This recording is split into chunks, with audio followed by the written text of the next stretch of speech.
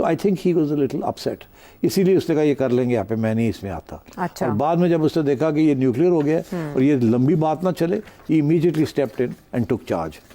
This was a signal to India कि you don't play with me. America सब जानता है। हाँ, अमेरिका सब जानता है, हमें पता है, चले हम तो आपको एक्सपोज नहीं कर रहे, बट ये ऐसे नहीं हम चलने देंगे। And so here's the ceasefire. Okay. I think this is part of the reason, apart from his business interests and the great lobbying efforts of Pakistan, which have succeeded. I think Donald Trump has seen through the Israeli-Indian game and has said that this is not acceptable. क्योंकि ये तो उनके जो Donald Trump के जो plans हैं उसको sabotage कर रहा है, trying to divert attention away from some of the things he's trying to do, and he's not happy with Israel. Right. He is not happy with Netanyahu. ये middle east में उन्होंने visit miss किया Israel का, इसीलिए He's sending a message to them.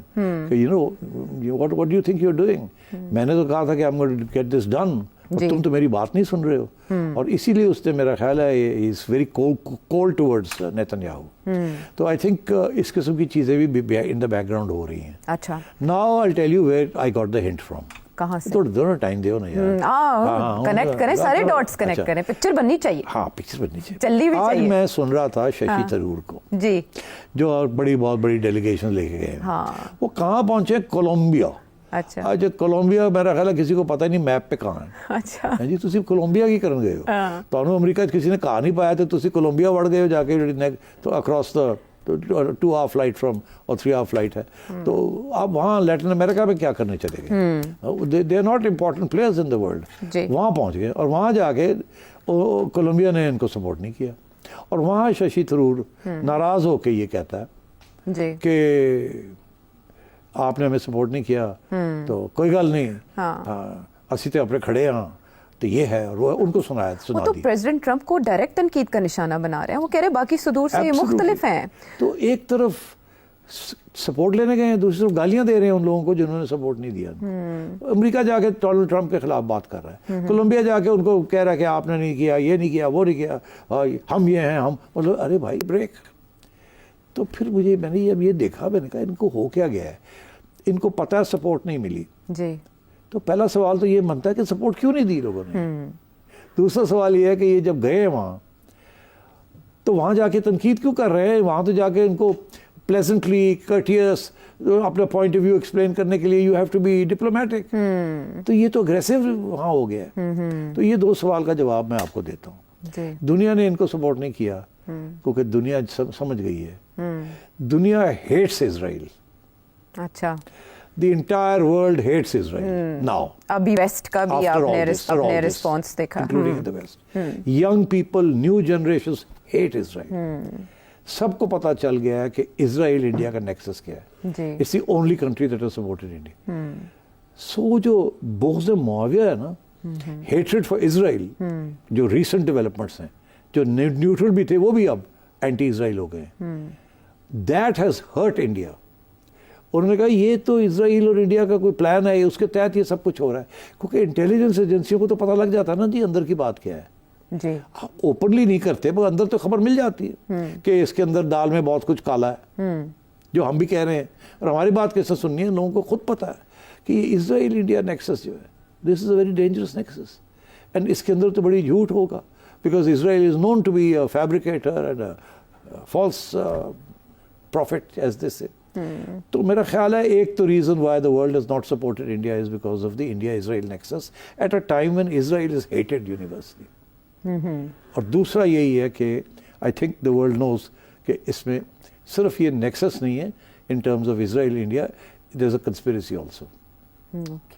So I think the world is cautious and that is why they have not supported India. और final point ये कि अब मुझे समझ आई है कि ये गए तो हैं मगर वहाँ बाहर जाके शशि थरूर एंड कंपनी इतने अग्रेसिव क्यों हो गए। बेसिकली वो ये कह रहे हैं ये डोमेस्टिक ओपिनियन के लिए अग्रेसिव हो गए हैं। ओके, वहाँ के ना फॉर इंडिया। अच्छा। ये जब शशि थरूर इंडिया के अंदर लोग देखेंगे ना कि इससे कोलंबिया में जाके ये कह दिया और उधर वाशिंगटन में जाके कह रहे Donald Trump, this is now they realise कि ये तो हमारी बात सुनने के लिए तैयार नहीं है। तो बेस्ट इज कि डोमेस्टिक ओपिनियन को आप गैल्वनाइज करें, उसको आप तकड़ा करें। ओके। तो आप शशि थरूर जो है वो हीरो बनना चाह रहा है डोमेस्टिकली, राइट। और वो बीजेपी के अंदर घुसना चाह रहा है ताकि as a great supporter of Narendra Modi. अच्छा। और नरेंद्र मोदी वो जो कहता है रोटी खाओ या गोली खाओ, और वो इंडिया एरोगेंस दिखाना चाह रहा है। This is what they are doing now, कि वो अपनी डोमेस्टिक ऑडियंस के लिए लोगों को वहां जाकर सुना रहे हैं। अच्छा। ये नहीं कि वहां डिप्लोमेटिक रिकग्निशन के लिए गए हैं या सपोर्ट के लिए गए हैं। Okay. उनको सपोर्ट मिल नहीं रही है, so now they are playing to the domestic gallery. तो दिस इज व्हाट्स हैपनिंग। अच्छा, मेरे नज़र में कॉन्स्पिरेसी थ्योरी एक और है, वो ये कि जैसे बीजेपी के जो ये डेलीगेशन है इसमें मुखालिफ फौज का एक खिलाड़ी या सिपाही आ चुका है और वो है शशि थरूर। आपको पता है डोमेस्टिकली अमेरिका में भी, या अमेरिका में प्रेसिडेंट ट्रंप के खिलाफ कोई भी बात बर्दाश्त नहीं की जाती। एक एम्बेसडर को भी बेदखल किया गया था क्योंकि वो ट्रंप की पॉलिसीज पे तनकीद कर रहे थे।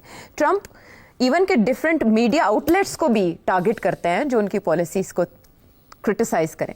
शशि थरूर का अमेरिका में बैठ के इस तरह की बात करना, डोनाल्ड ट्रंप को डायरेक्ट टारगेट करना, तो बीजेपी के खिलाफ दावत दे सकता है डोनाल्ड ट्रंप के गुस्से को। हाँ, मगर यूसी ये चीज़ें चलती रहती हैं। डोनाल्ड ट्रंप ने जो करना था कर दिया है। अब वो आप इसको ज़ाती इशू नहीं बनाएगा, वो कभी भी नहीं बनाएगा।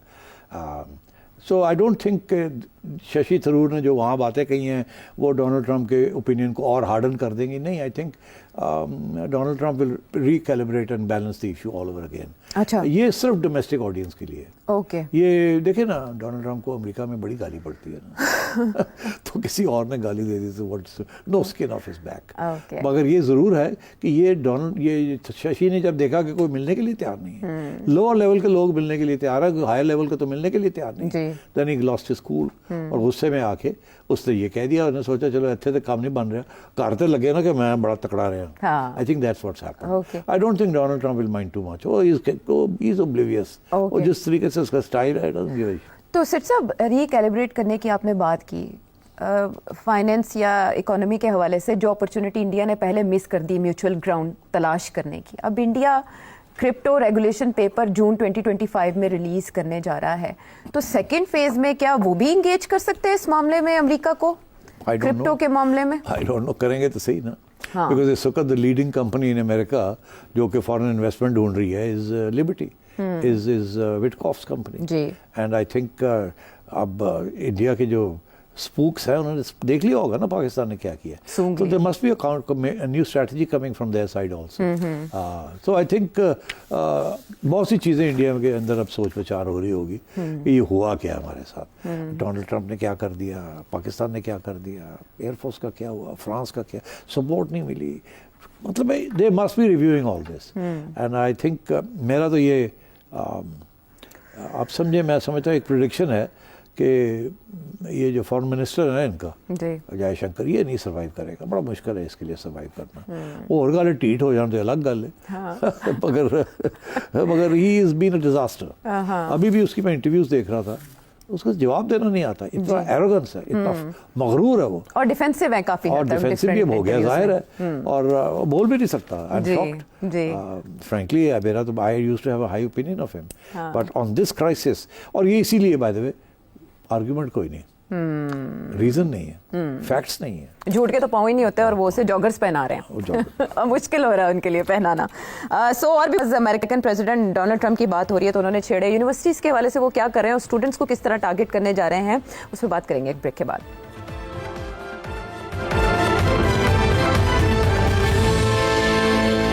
Welcome back to the show. Sethi साहब, जिस तरह से यूनिवर्सिटीज़ को टारगेट करना शुरू किया, एक्सपेक्ट नहीं किया जा रहा था कि कोई अमेरिकी सदर ये भी करेगा, और उसके बाद अब बाकायदा रिपोर्ट्स आ रही हैं, बल्कि मार्को रूबियो ने ओपनली कह दिया है कि वो जो स्टूडेंट्स के वीज़ा, स्पेशली चाइनीज स्टूडेंट्स के, उस पर स्क्रूटनी सख्त कर देंगे। इसके क्या रिजल्ट्स होंगे? इसको तो काउंटर प्रोडक्टिव कह रहे हैं। देखिए ना, ये भी it's like his first announcement के लिए हम टैरिफ्स लगा रहे हैं, फिर बाद में बैक ऑफ किया, फिर अब नेगोशिएशंस हो रही हैं, ये भी एक धमकी है। It's part of the same strategy. अच्छा, कि देखिए सबसे ज़्यादा फॉरेन स्टूडेंट्स हैं इंडिया के, विच इज़ नीली 4.25 लाख के करीब इंडियन स्टूडेंट्स हैं जो अमेरिका में पढ़ रहे हैं, ओवर 350 मिलियन 100,000। और कोई चाइनीज स्टूडेंट्स जो हैं there also quite a lot, I think there number 2 Chinese students हैं, 2,75,000 के करीब है। सो आई थिंक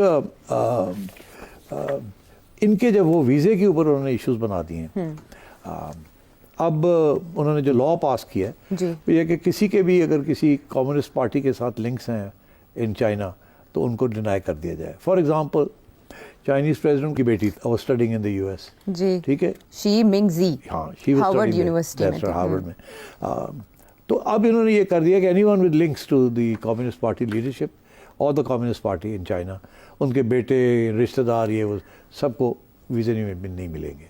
अच्छा, विच इज मीन्स कि जो आप चाइना की लीडरशिप है उसको टारगेट कर रहे हैं, हिट कर रहे हैं हिट कर रहे हैं उनको उसको। Because अच्छी जाहिर डील्स है, के लिए। देखिए ये जो सारे जो स्टूडेंट्स हैं वहाँ, इनमें से 90% अपनी फीस खुद देते हैं।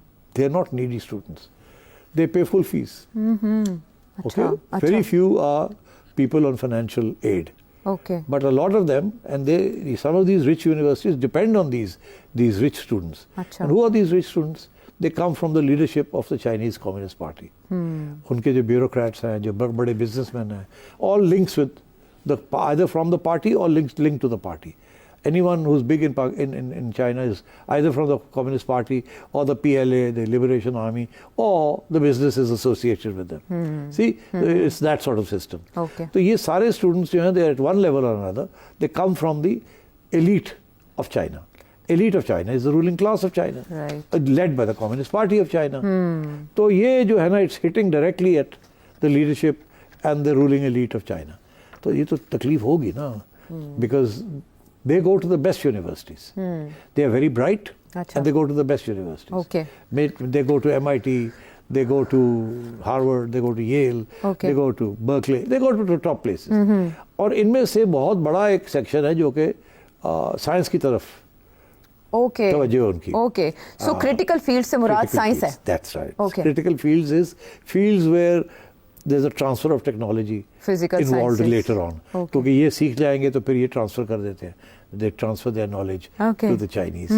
ठीक, तो ये critical fields हो गया, कम्युनिस्ट पार्टी हो गया, अच्छा, इसी किस्म की जो उन्होंने जिस कानून के अंदर जो बातें की है, you have the list with you. Yes. और क्या क्या है इसके अंदर? रिसर्च है, फिजिकल साइंसेज है, जिसमें ये कर सकते हैं Okay. क्रैकडाउन। हाँ। लेकिन Chinese government US trend scientist को भी हायर करती रही है, इसका भी अमेरिका को बहुत चाइनीज concern- गवर्नमेंट जो है, उन्होंने जो लोग अमेरिका से चाइना गए हुए हैं, they are not as many, they are maybe in the thousands. अच्छा, ये है हंड्रेड्स ऑफ थाउजेंड्स इनके Yes. स्टूडेंट्स जो हैं। Some of these students will continue to stay in America and take good jobs in big companies.